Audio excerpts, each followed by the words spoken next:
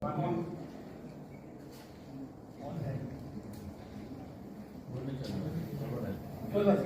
ऐसे आ रही है।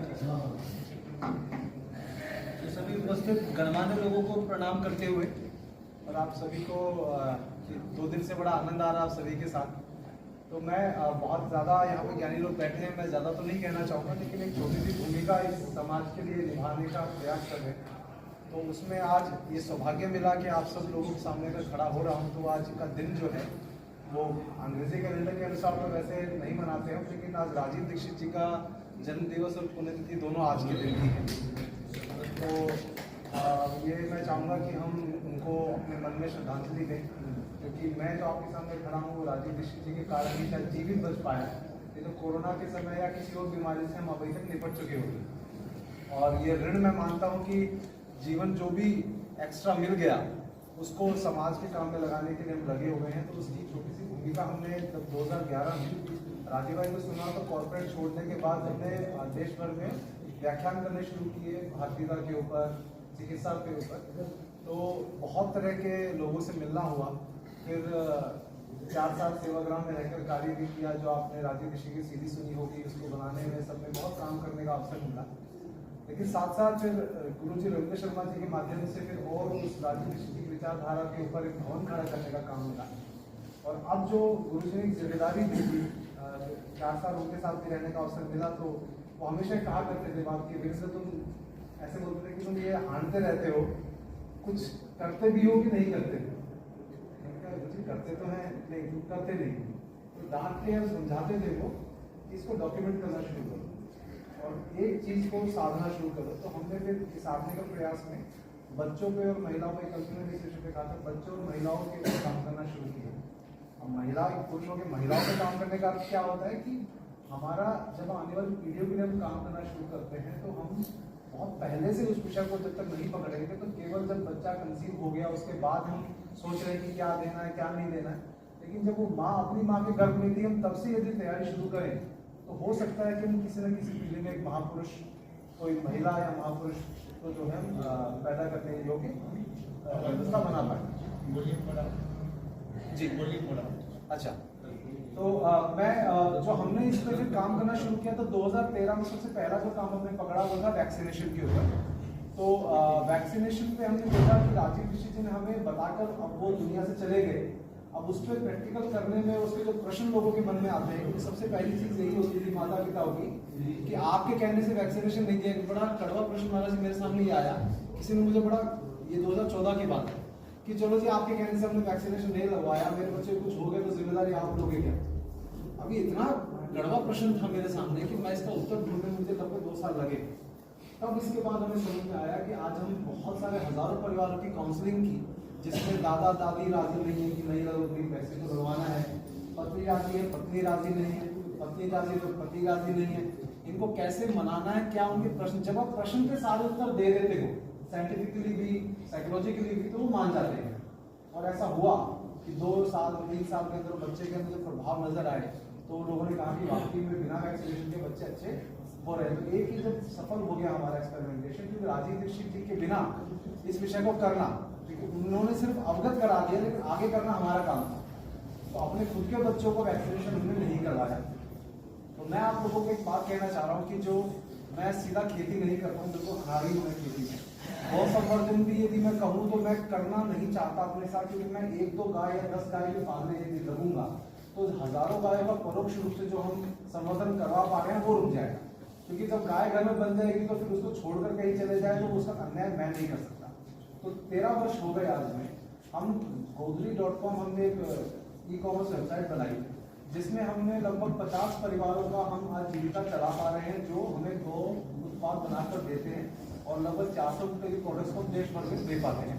क्योंकि देश भर में हमने उत्पादों को हमने लक्ष्य बनाकर काम नहीं किया। मैं आप सबको ये कहना चाहता हूँ कि हम जब एक सेल्समैन की तरह जाते हैं कि मैं कुछ बेचने आया हूँ, तो हमारे लिए जो पर्सपेक्टिव होता है वो होता है कि अरे ठीक है, खरीदा नहीं खरीदा। लेकिन जब हम समाज सेवक के रूप में जाते हैं कि ये उत्पाद जो है मेरा लक्ष्य नहीं है, ये उत्पाद मेरा माध्यम है, आपके जो लक्ष्य हमारा प्राप्त करने का वो है भारतीयता तक पहुँचाना या स्वास्थ्य, आयुर्वेद या ईश्वर प्राप्ति भी मैं मान के चलूँ। जब तक हम अपने आप को वैसा हम प्रोजेक्ट नहीं करते हैं, दूसरा व्यक्ति हमको ज़्यादा एक और बेचने वाला की तरह ही कंसिडर करता है।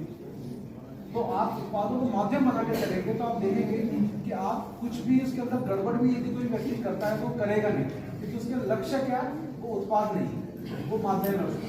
कल को छोड़ना भी पड़े तो छोड़ दिया जाएगा, लेकिन लक्ष्य हमारा वो रहेगा, उसको कोई माध्यम और बदल जाएगा। तो मैं इस प्रकार से जो हमारा वैक्सीनेशन पे काम चला, अब जो मूल रूप से 1 वर्षों से काम कर रहा हूँ वो है महिलाओं की मेंस्ट्रुएशन हेल्थ पे काम कर रहे हैं। क्योंकि अब जब बच्चा गर्भ में आता है वो गर्भ ही अशुद्ध है। यदि उस गर्भ के अंदर अच्छी आत्माओं का अवतरण का या प्रवेश का आपने उसको लायक नहीं बनाया है, तो मुझे लगता है कि हम जितना भी काम कर रहे हैं, जो उसकी लेगेसी को हम पास ऑन करेंगे, तो वो लेगेसी जिसको पास ऑन करनी है, अगर वो बर्बाद ही कर देगा काम को, तो कोई फायदा नहीं है इतनी मेहनत करने का। तो हमें ऐसे बच्चे करने जो केवल ये देखकर नहीं इस काम में आए कि इसमें तो पैसा बहुत है, कि ऑर्गेनिक महंगा बिकता है या फिर ये चीज़ों के उत्पाद में पैसा बहुत है, तो ही वो अपना विदेश की नौकरी छोड़कर आएंगे, तो ही वो इसमें आएंगे। तो आप ये समझकर उनको करिए कि इस काम को करने से ईश्वर प्राप्ति भी होगी, धन की प्राप्ति ऑटोमेटिकली हो जाएगी। क्योंकि गाय का पैसा यदि गाय में लगता है तो गाय पैसे की कमी तो होने नहीं देती, ये 100%। तो हमने 6 वर्षों से जो Godrej.com जो वेबसाइट के माध्यम से जो हम काम कर पा रहे हैं, तो एक चीज है कि हमने कभी भी वहाँ जाकर बाबा जी अभी डांटते हैं, हमारे गुरुदेव हरिद्वार में मैं 6 साल पहले शुरू हुआ कि तुम अपने सेंटर में कोई चले जाए करो जहाँ से सामान का हमने गुणवत्ता के ऊपर मानदंड सेट किए हुए हैं, गुणवत्ता कैसी है वो हम चेक करते हैं, बाकी वहाँ सब लड़के संभाल लेते हैं। नहीं करेंगे तो फिर वहीं बैठना है, तो फिर कोई लाला जी की दुकान थोड़ा बना के बैठना है आपको। तो समाज में घूमना जरूरी है, जाना जरूरी है। तो ये हम 6 वर्षों से हमारे गुरुदेव, हम जब हरिद्वार में शिफ्ट हुआ मैं, तो गुरुदेव और रामचंद्र बाबा जी इन्होंने हमें गृहस्थ आश्रम, गृहस्थ आश्रम भी कैसे बनना है, क्योंकि घर में यदि कलेश है, आपके घर में आपकी पत्नी से आपके नहीं बन रही, आप दिन भर चिंताओं में लगे रहते हैं, तो भगवान का भजन भी नहीं होगा आपका। तो सबसे पहले घर में शांति हुए बिना आप गौ माता का काम भी नहीं कर सकते, क्योंकि आपने जॉब छोड़ के गाय में लग गए तो पत्नी भी आपको उल्टा सीधा कह देगी कहाँ हमें फंसा दिया यहाँ। तो हमने जब दिल्ली छोड़ी तो हमने ऐसा नहीं किया कि उनको बिल्कुल ठेठ गाँव में फंसा दिया, नहीं, उनको भी संतुष्ट रखना जरूरी है, लेकिन भारतीय के बाद धीरे धीरे उनको भारतीय तरीके तक मोड़ने के हिसाब से। तो ये छोटे भूमिका हम निभा पा रहे हैं कि एक 6 वर्षों से हम 13 वर्ष हो गए आज हमें। तो मैं ये सौभाग्य मानता हूँ कि आप सबके बीच में जो विचार शेयर करने का मौका मिला। बस ये मैं चाहता हूँ कि आप सभी जो मैंने ये बात कह दी मेंस्ट्रुएशन हेल्थ के बारे में, इस विषय पर यदि मैं अभी मुझे आपकी आज्ञा यदि भगवान जी हो तो एक भरतपुर के जो सभी लोग यहाँ पे हैं इनका एक व्हाट्सएप ग्रुप अलग बना दिया जाए, जिससे कि आप सब परिचय हो जाए, तो उसके बाद उसको बजट में मिक्स कर दिया जाए, जिससे कि हम सब लोग आपस में विचार शेयर कर पाए। तो इस विषय को आप गंभीरता से समझिएगा, तो इससे आप देखेंगे कि बाकी काम आपके सहज हो जाएंगे। अभी तक कितने घरों में आपने टीका बंद करवा के आयुर्वेदिक टीका पहुंचाया है? लगभग 1-2 लाख परिवार तो हैं जिन्होंने अपने बच्चों को वैक्सीनेशन नहीं दिलवाया, और कोरोना काल में भी करोड़ों लोग हैं जो हमारे माध्यम से जिन्होंने वैक्सीनेशन नहीं दिया, जो धन्यवाद करते हैं। तो एक स्वर्ण प्राश के माध्यम से बच्चों का आयुर्वेदिक टीकाकरण जो है वो 2018 में इंट्रोड्यूस करवाया। उस गुरुकुल में, राजकोट में गुरुकुल है, वहाँ मेरी बेटी भी वहाँ पढ़ती है। तो आधुनिक शिक्षा व्यवस्था से निकालकर अपने बच्चों को गुरुकुल में कराने का भी प्रकल्प स्वामी जी के माध्यम से, गुरुदेव के माध्यम से हम गुरुकुल का भी प्लान कर रहे हैं। और मैं ये चाहता हूँ, जो मैंने अभी आने पीढ़ी की बात की, कि आप सभी जब तक आप गुरुकुल अपनी शिक्षा व्यवस्था की सुधारने की बात करते हैं और अपने बच्चों को हम कॉन्वेंट में पढ़ाएंगे, तो ये दोगुना पर नहीं चलना चाहिए। मैं मानता हूँ कि हमको, मेरी बेटी अभी पढ़ रही है, तो मेरा बेटा भी 6 साल का है, अब 8-9 साल का होगा, उसको भी गुरुकुल में डाल देंगे। जब गुरुकुल खुलने के लिए आचार्य ढूंढने निकल रहे हैं, आज स्वामी जी और मैं निकले हैं, हमें आचार्य नहीं मिल रहे कि अच्छे आचार्य मिल जाए। तो अगर हम अपने बच्चों का आचार्य बनाने की तैयारी नहीं करेंगे तो फालतू में सब कुछ की शिक्षा व्यवस्था सुधारनी चाहिए, झंडा लेके भारत माता की जय करने से कोई फायदा नहीं होगा।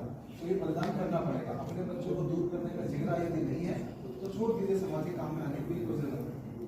तो बस इतना मैं कहना चाहूँगा। बहुत बहुत धन्यवाद।